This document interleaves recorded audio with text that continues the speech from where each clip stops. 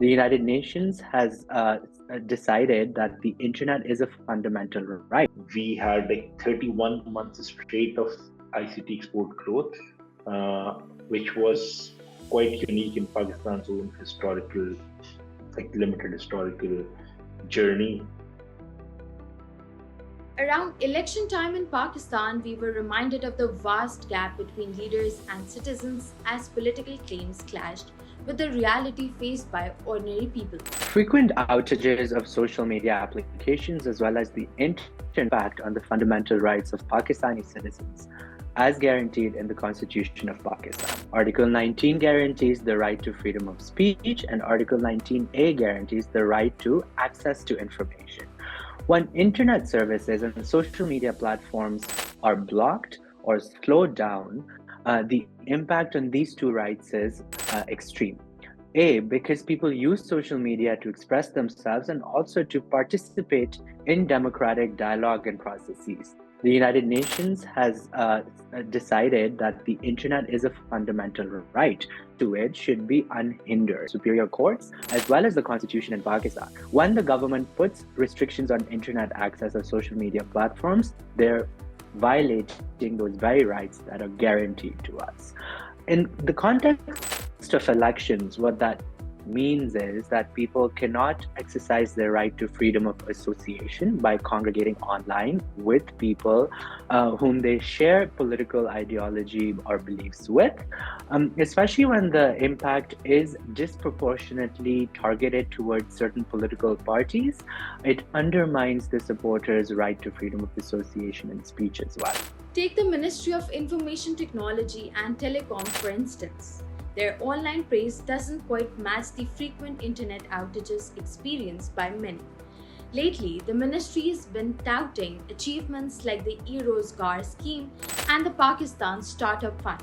They have celebrated a 22.7% increase in information and communications technology exports, hitting $303 million in December 2023, a record high.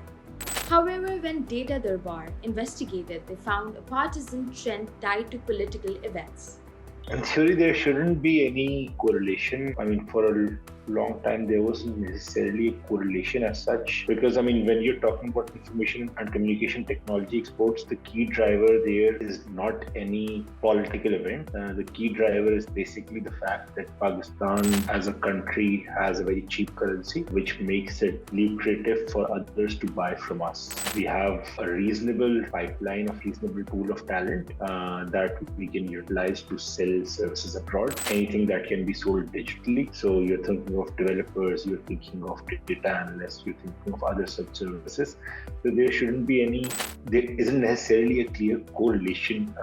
That said, there have been instances in the recent past of political events sort of driving growth or the lack thereof technology exports. During Imran Khan's tenure from September 2019 to March 2022, information and communications technology exports grew steadily, peaking at $260 million. Had this trend continued uninterrupted, we'd have hit $300 million exports in August 2022, not December 2023. But since May 2022, under the coalition government, growth slowed down, averaging just 2.96% monthly. Pakistan's technology exports industry has existed at some level, obviously, for the past, since forever.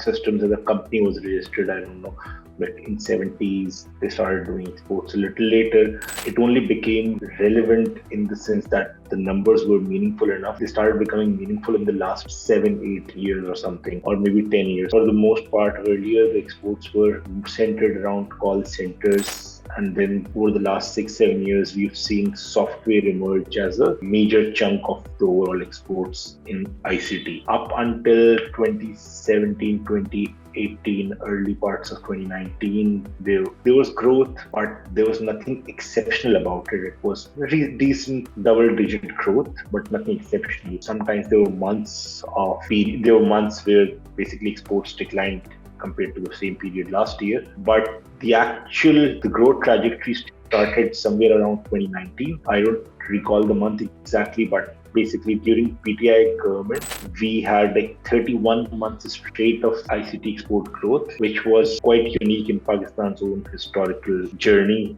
of ICT exports. And that growth continued until the April of 2022, if I'm not mistaken, and then from May onwards, which was the first full month of PDM government, you started witnessing a trend that after 31 months of uninterrupted growth, and we're talking about high double digits, in mid 30s, I think that was the average growth per month compared to the same period last year. That was undone in May 2022, and after months, after 32, 33 months, there was finally a month when exports actually declined 7% or something. And unfortunately, that wasn't the last of it. Over the next almost 1.75 years or so, roughly, we saw like 3 to 4 more months of decline, and overall the average percentage change in monthly exports year on year went from somewhere around mid 30s to 3% or 4%.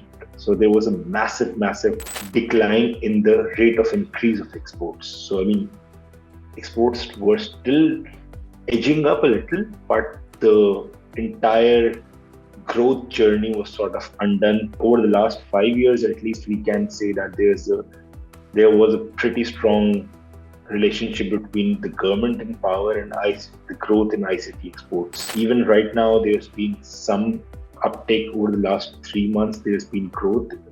We finally touched the $300 million mark in ICT exports per month, which was the first. But had that trajectory continued, which we saw in place during PTI's government, then I think we would have touched in May 2022, we would have touched $300 million mark back in May 2020. So something that might have happened somewhere around mid 2022 ended up happening only in late December 2023. So that is fair amount of lost dollar proceeds.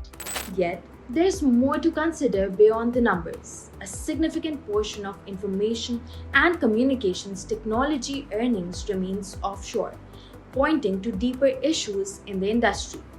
Estimates suggest that about $2.7 million of information and communications technology earnings never returned to Pakistan. Past 6 years, personally, I've been hearing the industry and the policymakers talk about how Pakistan's official ICT exports a fraction of the actual exports. And the problem is that a large chunk of dollar proceeds from the services Pakistani companies sell abroad are parked abroad as well. The money never makes it back home. And that has been a problem for a long time. Like random numbers are thrown around. It could be 5 billion, it could be whatever billion. We tried to estimate this, and we, as per our model, basically the undocumented exports, which is basically the money that Pakistani companies earned but did not remit back, is around 2.7 billion, 2.8 billion dollars a year. This is an established fact that the money is parked abroad by ministry, by industry. No one really denies it.